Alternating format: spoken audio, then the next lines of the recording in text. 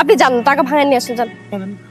আপনার কাছে কি সবসময় ভাঙতে থাকে? জি বললাম আপনার কাছে কি সবসময় ভাঙতে থাকে? না মানে আপনার কখনো লাগলে বলেন, সমস্যা নেই, ওটা অ্যারেঞ্জ হয়ে যাবে। এলাকায় নতুন? হ্যাঁ আমি ঢাকাতেই আসছি 6 মাস হলো। দেখেই বোঝা যায় এরকম অনেক লোকজন আসে। বাসা কোনটা আপনার? এটা আমার বাসা। ও আচ্ছা আপনি একটা কাজ করেন, এই টাকাটা রাখেন। মানে প্লিজ এটা আপনি ভাঙতি করে রাখবেন, আমার যখন দরকার হবে তখন আপনি আবার ভাঙতে দিবেন। আপনাকে ভাঙতিটা দিব কিভাবে? এই যে এরকম রাস্তাঘাটে আবার দেখা হয়ে যাবে। এই কি অবস্থা? ভালো ভাইয়া, কেমন আছো? আসি ভালোই। কে হেব্বি সুন্দর লাগতেছে, পুরা নীলটা তোমারে ফুটছে। থ্যাংক ইউ ভাইয়া। যদিও আমি জানি তুমি সবাইকে এই সেম কথাটা বলো। সে বাসার সেলনা ভাবিরা বলতেছিলেন না, ভাবি আপনার কিন্তু অনেক সুন্দর লাগতেছে, এই লাগতেছে, সব কিছু শুনছি। আর সবাই তো আমারে হয়তো ছোট ভাই নয়তো বড় ভাই বানায় রে, তুমিও তো আমারে ভাইয়া ভাইয়া ডাকো। তোমাকে দেখলেই না একদম আমার মনের ভিতর থেকে আপন ভাই একটা ফিল আসে, বিশ্বাস করো। গলার মধ্যে ভাইয়ের সাইনবোর্ড বসে রেখে বসছি। ব্ল্যাক কালার সাইনবোর্ডের মধ্যে হোয়াইট কালার আসি। ঠিক আছে সেকেন্ড করে দেন। ঠিক আছে, আমি তোর দিকে তাকাই। ঠিক আছে, আমি একটা চেষ্টা করলাম। এর আগে তোমার জানতে হবে বাসা যে তুই ভাড়া নিবি ওই বাসাটা খালি আছে কিনা। এই তোমার সাথে আমার একটু কথা আছে। ভিতরে চলো। আরে না, ভিতরে যাবো না, এখানে তুই না না না, তুই আরে বল, তুই আমি- আমি আচ্ছা আপনি বলেন।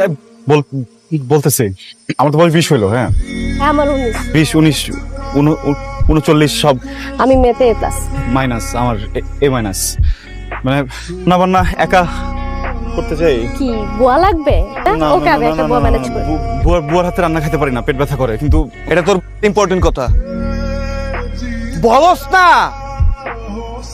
কি আর কিছু বল। আমি আসি, পরে কথা হবে দোস্ত। ইম্পর্টেন্ট কথা না। আচ্ছা শোনো, আমি একটা সিদ্ধান্ত নিচ্ছি। তুমি তোমার ইম্পর্টেন্ট কথাটা যদি আজকে আমাকে না বলো, তোমাকে ছাদ থেকে ধাক্কা মেরে ফেলে দেব। আয় কই যাও? এখানে আসো, এখানে বসো। সিগারেট খাইছো? হ্যাঁ সিগারেট? খাই না তো। আমার আবার যেসব ছেলেরা সিগারেট খায় ওদেরকে খুব ভালো লাগে। এরকম ভাবে যে ধোঁয়াটা ছাড়ে না, চোস লাগে দেখতে। চেষ্টা করবো খাওয়ার। বলো কি ইম্পর্টেন্ট কথা? ইম্পর্টেন্ট কথাটা না, যেটা বলতেছিলাম যে আজকে ওয়েদারটা ভ্যাপসা, তাতে কি হয়েছে? বৃষ্টি হবে মনে হচ্ছে। বৃষ্টি হলে আমরা দুজন ভিজবো, আমাদের ভালো লাগবে। সুন্দর একটা রোমান্টিক। বলো না ইম্পর্টেন্ট কথাটা কি?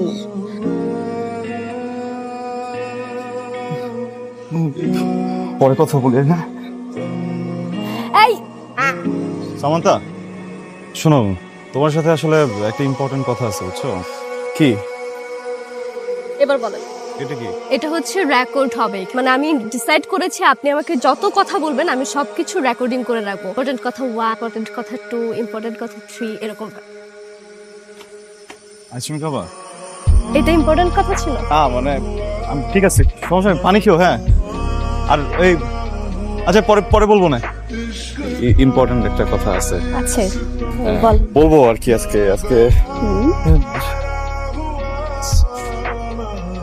সুন্দর, অনেক গন্ধটাও সুন্দর ফুলের। এই ফুলের কোনো স্মেল হয় না। ফুলটা সুন্দর এটা বলার আগে বলেন আমার পারমিশন ছাড়া আমার গাছ থেকে কেন ফুল ছিঁড়ছে? এই ফুল জোড়া লাগাইতে আসেন। এই ফুল কোথায়?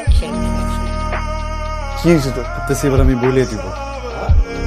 তুই প্রতিবার এই এক কথা কর, আর সামনে গিয়া কি তোর আম পাতা জোড়া জোড়া কি কি জানি কর। মানে তোর সমস্যাটা কোন জায়গায়? সামনে যখন যে কথা বলতে যে নর্মাল থাকে, কিন্তু যখনই ইম্পর্টেন্ট কথাটা আমার কানে আসে, কেন যেন আমার পা থেকে শুরু করে মাথা পর্যন্ত সব কাঁপতে থাকে, বুঝছো? আমি এত বলার চেষ্টা করি দোস্ত, আমার এখানে এসে আটকায় যায়। আম কর, তুই লেখা শুরু কি লিখবি? আরে যেই কথাগুলা কইতে গিয়া তুই লক খায়া যাস, কথাগুলা মনের কথাগুলা কইতে পারস, তোর কইটা একটা পেজের মধ্যে গুছায়া লিখবি। কি?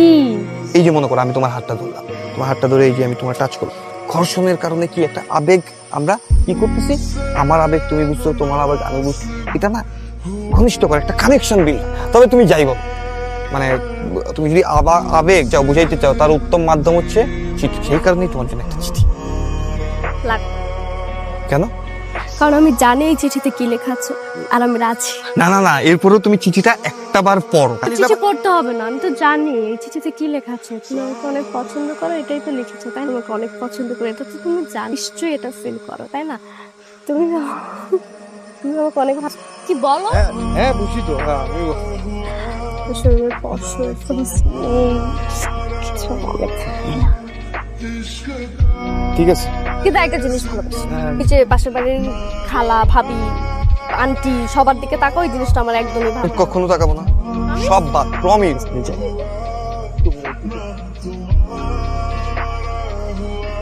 মা তোর তো কপাল খুলে গেছে, সামান্তা তো রাজি হয়ে গেছে। তুই এমন কি জোস চিঠি দিছ যে সামান্তা রাজি হয়ে গেছে? আরে রাজি হয়ে গেছে। দেখ তোরে চিঠি দিছে, হ্যাঁ তোমার কিন্তু একটা সমস্যা আছে। পড় না দোস্ত। আমার বাবা 2 মাসের মধ্যে আমার বিয়ে ঠিক করে ফেলছে, যা করতে হবে তাড়াতাড়ি। কি করতে হবে এটা বল। আন্টি যে জিনিসপত্র আছে বা টাকা পয়সা সবকিছু লইয়া সামান্তারে দিয়ে পালায় যা, সামান্তারে বোঝানোর ব্যবস্থা আমি করব। একটা রিলেটিভ আছে ঢাকাতে, আমি ওনার ওখানে যাই, যা ভার্সিটি কথা বলে কিছু টাকা নিয়ে চলে তুমি কত টাকা ভাবি? 50,000 তো 6-7 দিন যাই। 7 দিন পরে তুমি কি করবা? এবারে যে খারুস ও তোর জায়গাও দিব না, পারলে পুলিশ কেস করবো। যা আছে গয়না গাটি যা আছে সুন্দর করে মুছে ব্যাগের মধ্যে বইটা আয়া পড়। আর তুই কিন্তু সামান্তরে বলিস আমি আসতেছি দোস্ত। ঠিক আছে ঠিক আছে। হ্যাঁ মামা, ব্যাটারি গুলো চিপ পাই তুই আচ্ছা আমি সব ম্যাচি ম্যাচ করি। চল তাহলে যাই, যে ওরে ওর বাসা থেকে নিয়ে তারপরে ট্যাক্সি নিয়ে চলে যাই না? তুই কই যাবি? সামান্তারে লইয়া আমি যদি এখানে বাইরেই এলাকার সবাই তো বুঝে ফেলবে। তোর একটা কথা বলি, তুই সদরঘাট যা, আমি সামান্তারে লইয়া আইতেছি। তুই এদের গয়নাটা আছে না, তো এইগুলো তুই একটা স্বর্ণের দোকানে গিয়ে ক্যাশ কর, সদরঘাটে পরে যাবি। ঠিক আছে? মামা আমার তো পরিচিত কোনো এরকম গোল্ডের দোকান নাই, যদি সন্দেহ করে না মামা তুই হইতেছে একটু সেটিং কর তুই। আচ্ছা দে, তোর দিকে আমার সবই করতে হইতেছে ভাই। আচ্ছা আমি যাইতেছি সদরঘাটের মধ্যে গিয়া, তুই ওয়েট করবি, না আসা পর্যন্ত ওয়েট করবি, আর ফোন নাম্বার যেন বন্ধ না হয়।